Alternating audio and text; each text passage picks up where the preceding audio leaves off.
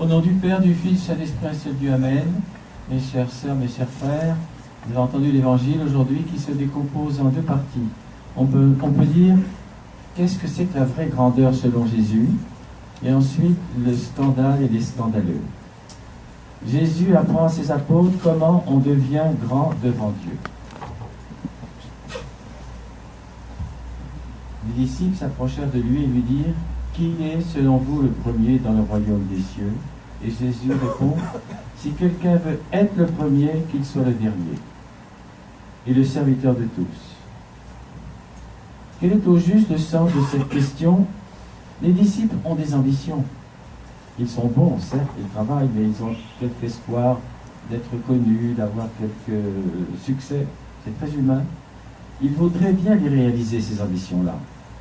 Comment atteindre à la première place? Sous la nouvelle loi, que faut-il faire pour s'élever et grandir? Et méditons ensemble la réponse de Jésus. Au plus humble, la première place. Jésus n'arrête pas l'essor, il le dirige. Alors ensemble, contemplons cette scène touchante qui suit Jésus, qui veut graver à tout jamais cette doctrine dans la mémoire de ses apôtres. Il prend par la main un petit enfant et il leur présente. Et vous avez entendu dans l'Évangile, si vous ne vous convertissez pas, dit-il, et si vous ne devenez pas comme des petits-enfants, vous n'entrerez pas dans le royaume des cieux. Bien sûr, le Seigneur ne veut pas que nous restions infantiles et sans connaissance. Ce n'est pas ça. C'est que l'enfant est droit, l'enfant est pur, l'enfant dit la vérité toujours. L'enfant ne calcule pas, l'enfant n'a pas de projet de trahir la personne. Donc il demande à ce que notre âme soit un peu comme un enfant, une âme pure.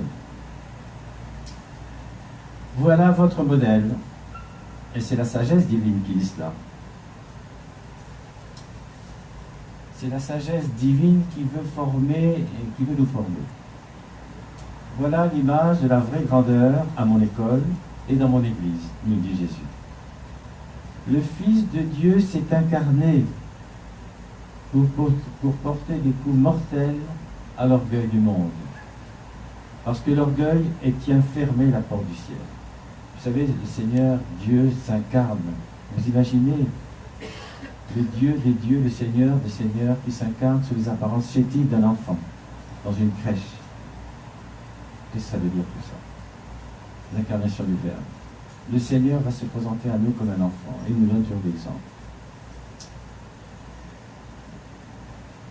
C'est l'humilité qui nous ouvre ces portes que l'orgueil nous ferme. Et dans l'église de Jésus-Christ, l'orgueil même couronné, c'est-à-dire l'orgueil, j'allais dire mérité, quelqu'un qui a bien réussi sa vie, qui a reçu des honneurs, même couronné, laisse l'homme à la dernière place. L'humilité, au contraire, l'élève à la première place. Donc il nous faut travailler à redevenir humble et simple comme un enfant. Et Jésus déclare à ses disciples que les moindres services de charité sont du plus haut prix. Et il ajoute, quiconque reçoit en mon nom un petit enfant comme celui-là, me reçoit moi-même. Et non seulement moi-même, mais celui qui m'a envoyé, Dieu le Père. Remarquons ensemble attentivement le caractère de charité que Jésus exprime aujourd'hui, ici au plus haut, et l'humilité évangélique.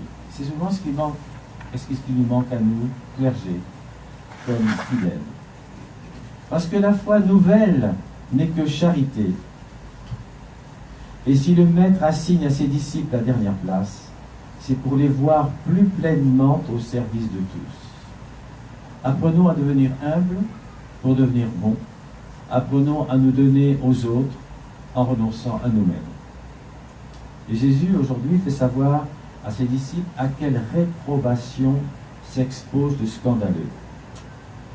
Vous avez entendu parler de tous les scandales qu'il y a entre les jeunes enfants tout purs et certains adultes, certains clergés même.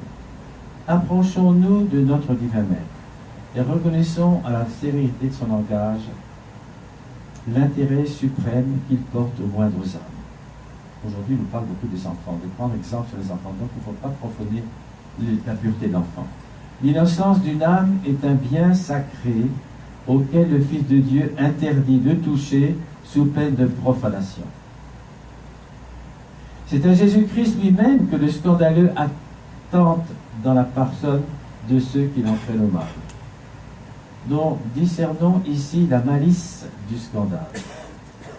Fournir à quelqu'un une occasion de péché, exercer sur une âme une sollicitation au mal, c'est essayer de dépouiller Jésus-Christ d'un bien qu'il a acquis au prix de tout son sang.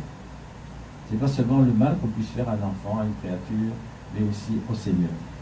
Nous ne nous étonnons pas des anathèmes terribles qu'il lance contre les corrupteurs d'âme. Alors aujourd'hui, ensemble, méditons ces anathèmes, ces blasphèmes. Jésus apprend aux disciples avec quelle énergie ils devront résister à tous les assauts du mal, à toutes les tentations mauvaises. Le maître de la vérité tire la conséquence de tout ce qui précède et il trace à ses disciples la règle à suivre. Il défend les âmes contre les agressions du mal, mais il veut que les âmes se défendent elles-mêmes. Quand il s'agit d'un enfant en bas âge, c'est difficile. En face des occasions du péché et de mauvais exemples, Dieu saura qui nous sommes. Sachons donc ici avec quelle énergie Jésus veut que les siens se préservent de toute influence, de tout contact, de toute rencontre par où le mal peut les atteindre. Examinons notre conduite quotidienne.